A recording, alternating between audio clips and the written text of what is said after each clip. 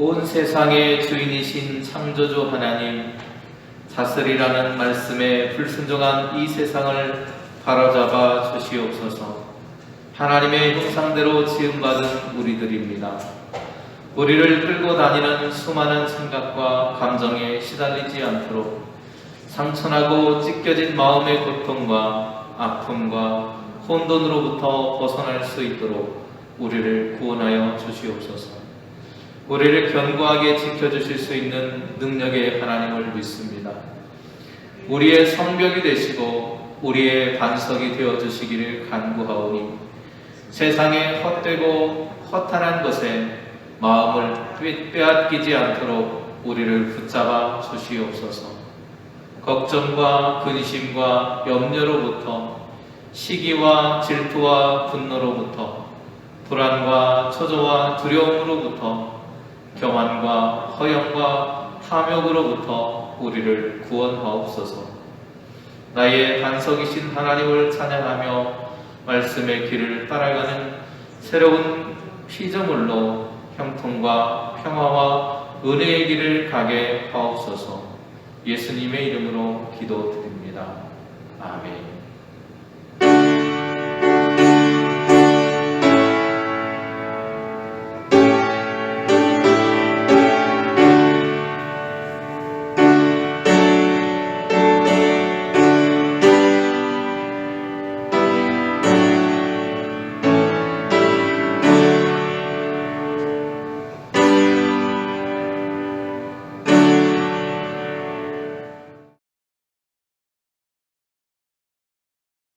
사랑하는 자들아, 내가 이제 이 둘째 편지를 너희에게 쓰노니 이 두 편지로 너희의 진실한 마음을 일깨워 생각나게 하여 곧 거룩한 선지자들이 예언한 말씀과 주 되신 구주께서 너희의 사도들로 말미암아 명하신 것을 기억하게 하려 하노라.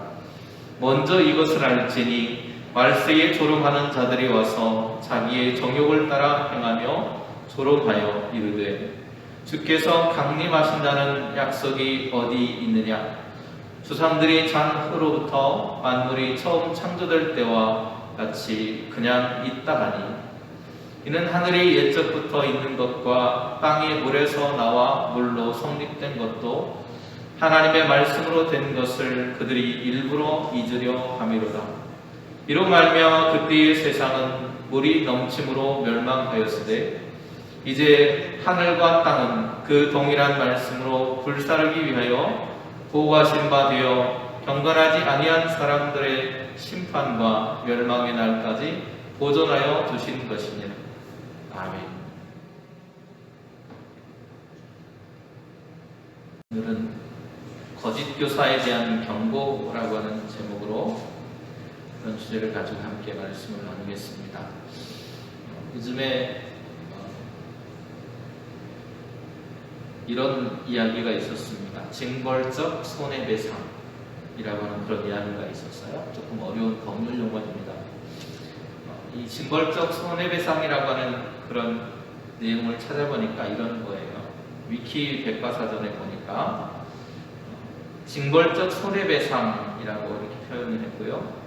이것은 민사상 가해자가 피해자에게 악의를 가지고 또는 무분별하게 재산 또는 신체상의 피해를 입힐 목적으로 불법 행위를 행한 경우에 이에 대한 손해배상 청구 시 가해자에게 손해봉금과 이자만이 아니라 형벌적인 요소로서의 금액을 추가적으로 포함시켜서 배상받을 수 있게 한 제도이다. 이렇게 정의를 하고 있습니다. 최근 더불어민주당에서 국회에 발의하려고 하는 그런 법령입니다. 특별히 언론에 대한 이야기를 하고 있어요. 가짜 뉴스를 퍼뜨리는 언론을 저지하기 위해서 그들이 펼치는 하나의 수단인 것 같습니다. 물론 많은 연구가 필요할 것입니다. 그러나 오늘 이것이 난무하고 있는 가짜 뉴스를 통해서 국민들에게 악영향을 미치는 이들을 향한 경고로서의 메시지는 충분할 것이라고 생각이 됩니다. 지금은 찬반으로 사람들이 갈려 있습니다. 언론을 탄압하는 것이다. 이것은 정당한 것이다 하면서 사람들이 양립해 있는데요. 어찌되었건 이것이 갈 길이 아직은 멀은 것 같습니다. 하지만 지금 한국 사회가 가지고 있는 언론이 가지고 있는 악영향에 대해서 그것을 막아보려고 하는, 그리고 막아야 된다라고 하는 사람들의 생각이 집결되어서 이렇게 징벌적 손해배상이라고 하는 그런 법령을 언론에 대해서 시행하려고 하는 것 같습니다.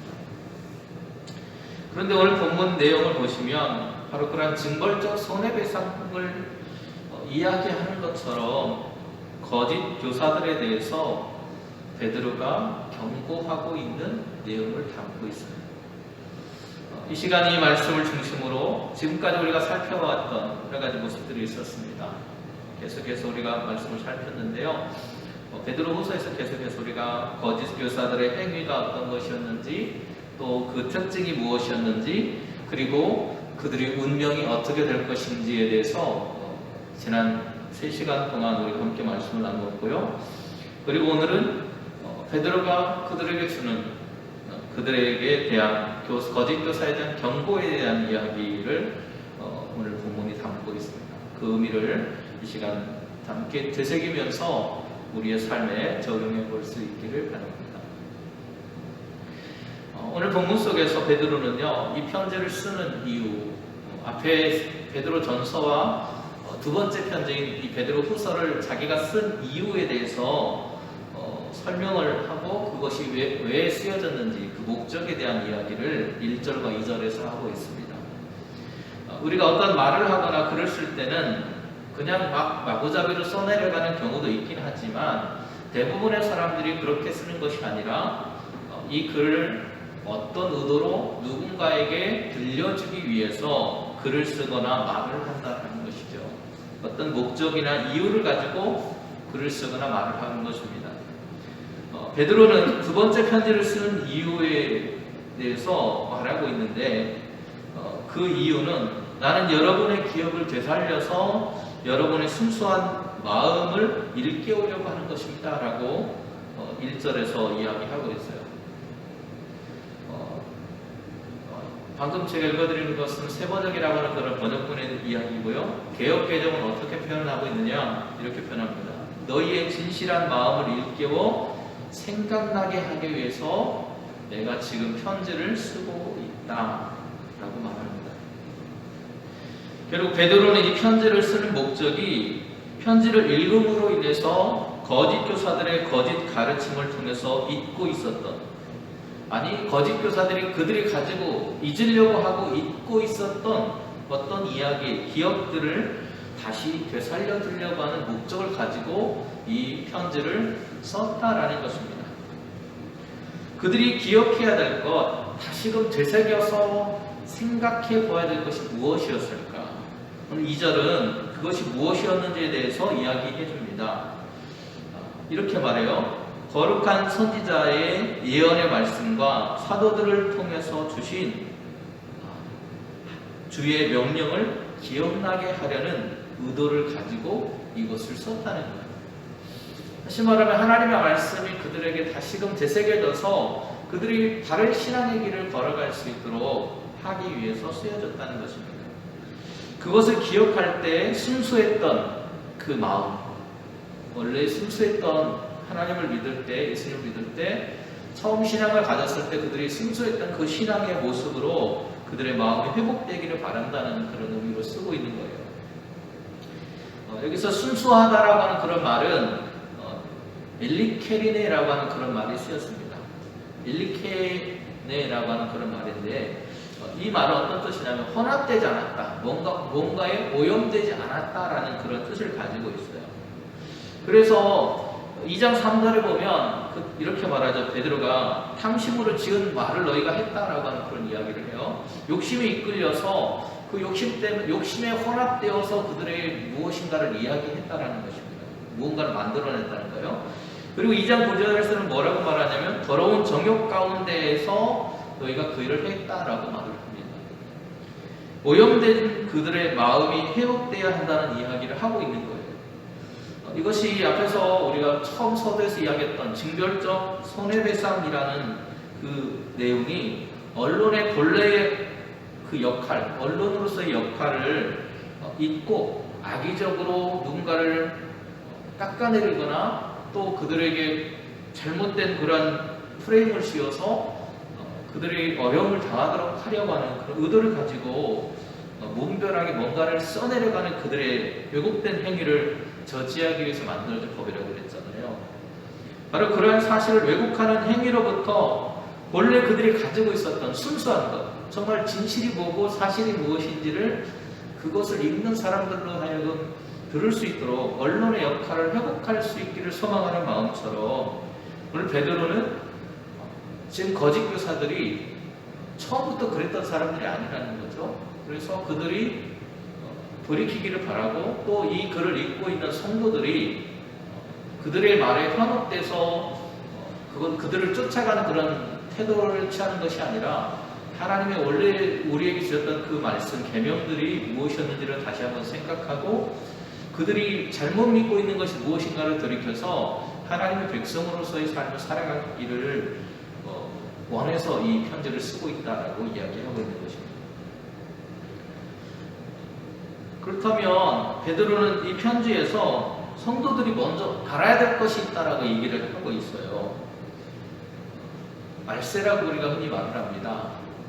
말세에는 자기의 욕망대로 살면서 조롱하는 자들이 나타나게 될 것이다 라고 베드로는 이야기하고 있어요. 거짓 교사들이 이렇게 행하는 것은 하나님의 말씀을 의심하고 또 자신들의 정욕을 따라서 탐욕을 위해서 성도들을 미혹하려면 거짓말하는 것이 필요했다는 것입니다. 사절을 보면 거짓 교사들이 의심을 했을 뿐만 아니라 조롱까지 한 것에 대해서 그것은 정확히 주께서 강림하신다는, 주님께서 다시 오신다라고 하는 재림의 그 약속이 있었는데 그들 일부러 그 재림의 약속에 대해서 잊으려 하고 주님을 인정하지 않는 그런 행위들을 했다는 것입니다. 그런데 이것은 세상을 창조하신 하나님의 말씀이었는데 그것을 그들이 인정하지 않았다는 거예요. 그 결과로 나온 것이 무엇이냐? 세상과 종말에 대한 거짓 가르침들이 나왔다는 것입니다. 오늘날도 많은 이단들이 이런 거짓 종말론, 잘못된 종말론을 가지고 우리의 삶을 미혹하려고 하는 경우들이 많아서, 그래서 예전에 다미선교회나 이런 데처럼 급진적인 어떤 종말론을 얘기하는 그런 사람들도 있고 언제 맨날 몇 시에 종말이 없다라고 이야기하는 그런 사람들도 있고요. 또 종말이 와서 이제 새로운 어떤 메시아가 벌써 와서 있는데 그게 바로 나다라고 주장하는 신천지나 이런 사람들의 그런 말들도 역시 이런 것에 해당한다고 말할 수 있을 것 같습니다. 바로 거짓 교사들의 주장을 요약하면 이런 거예요. 종말에 주님께서 강림하신다는 약속이 너희가 있다고 하는데 어디에 있느냐, 그런 약속이 의심하고 있는 거죠.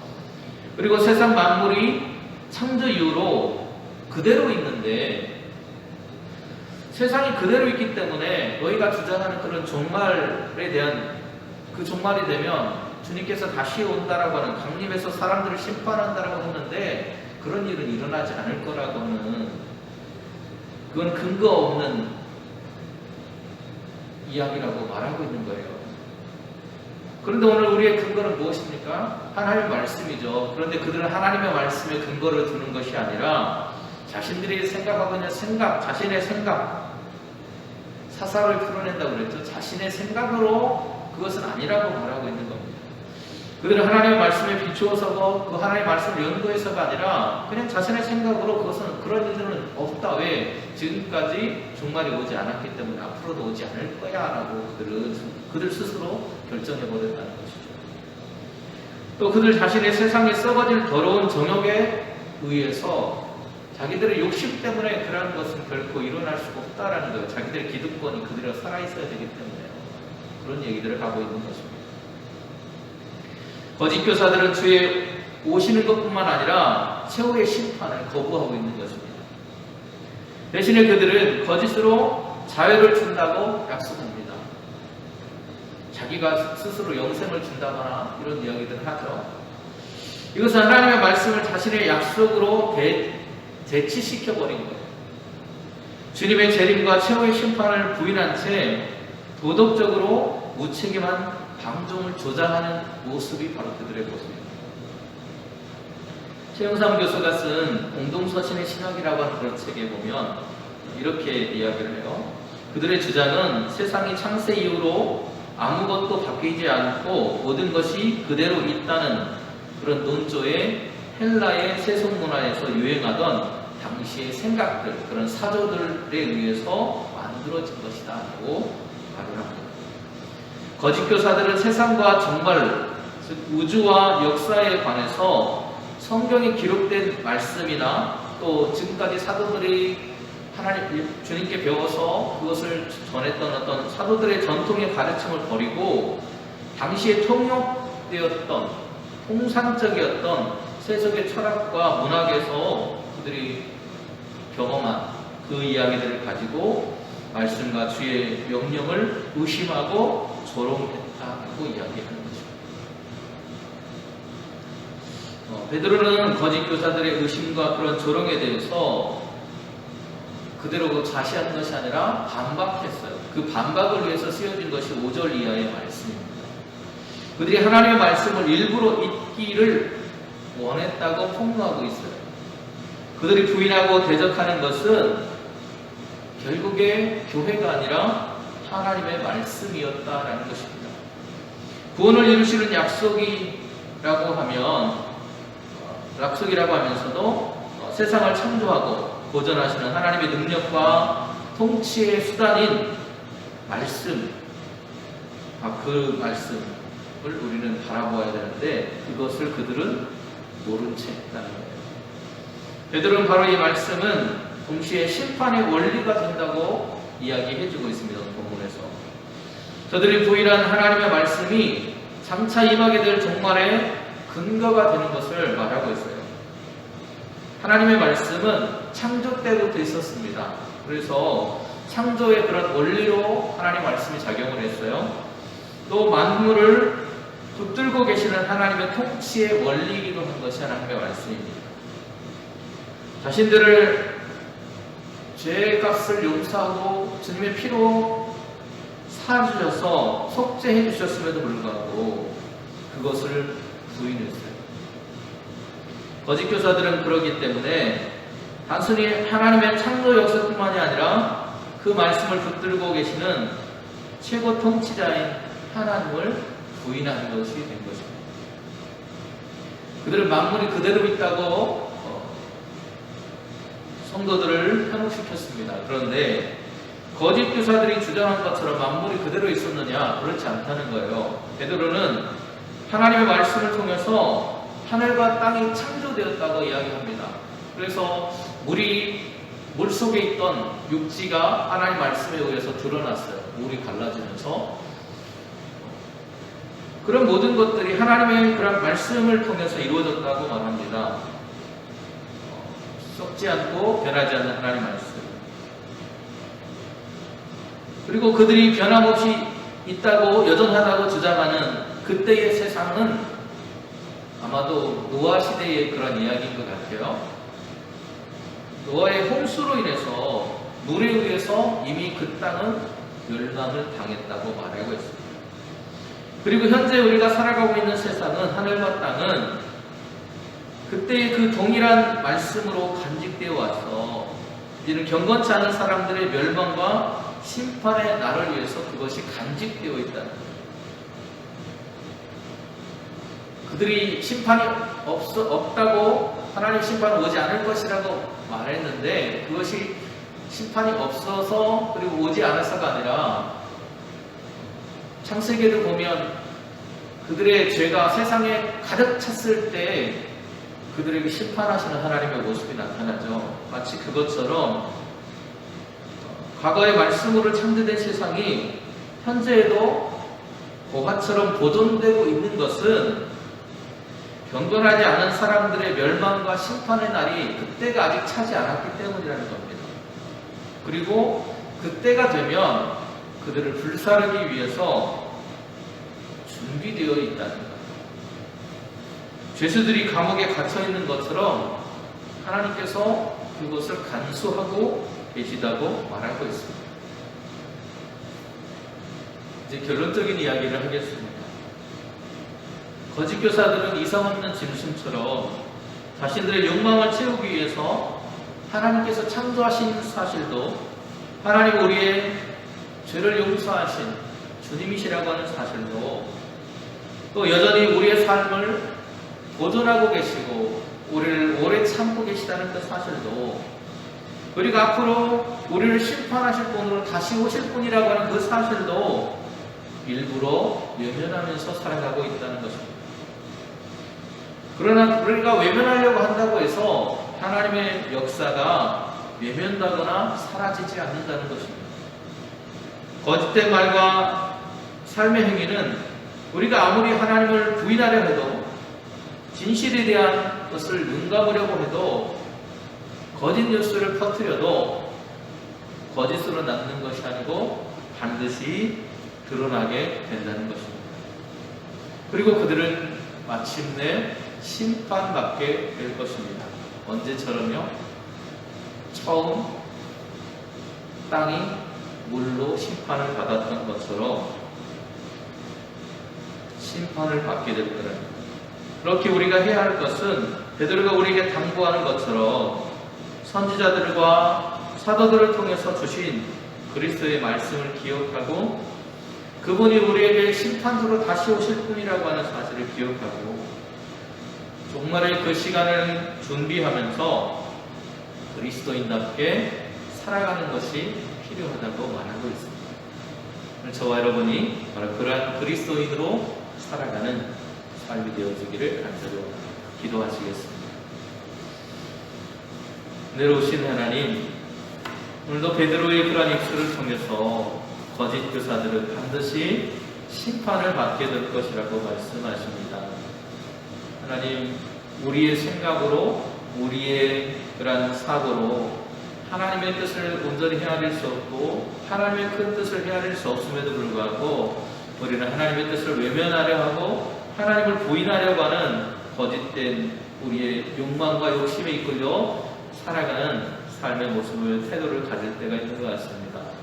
하나님, 늘 깨어서 마지막을 준비하는 우리가 될 수 있도록 도와주시고, 하나님의 말씀에 우리의 삶을 비추어서 우리의 삶이 정말 종말의 시대를 준비하는 삶이 되어질 수 있도록 우리의 걸음을 인도하여 주시옵소서.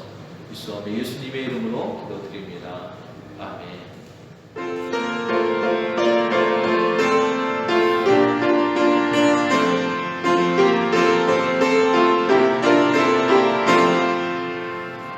내 진정 사모하는 친구가 되신 구주 예수님은 아름다워라.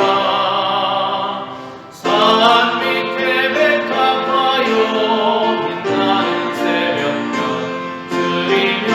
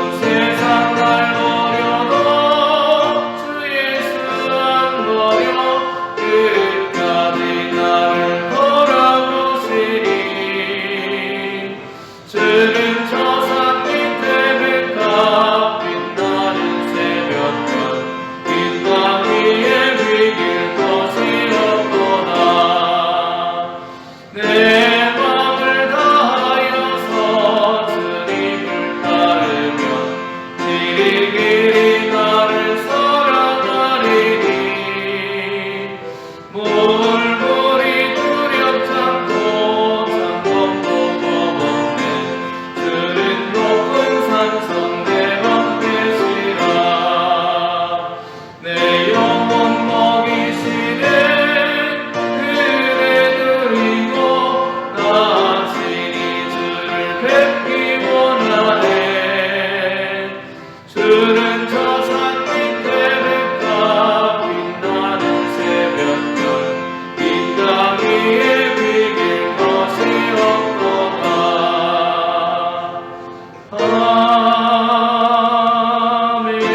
아멘. 하늘에 계신 우리 아버지여, 이름이 거룩히 여김을 받으시오며 나라가 임하옵시며 하늘에서 이룬 것 같이 땅에서도 이루어지이다. 오늘날 우리에게 일용할 양식을 주시옵고 우리가 우리에게 죄 지은 자를 사하여 준 것 같이 우리 죄를 사하여 주시옵고 우리를 시험에 들게 하지 마시옵고 다만 악에서 구하시옵소서. 나라와 권세와 영광이 아버지께 영원히 있사옵나이다. 아멘.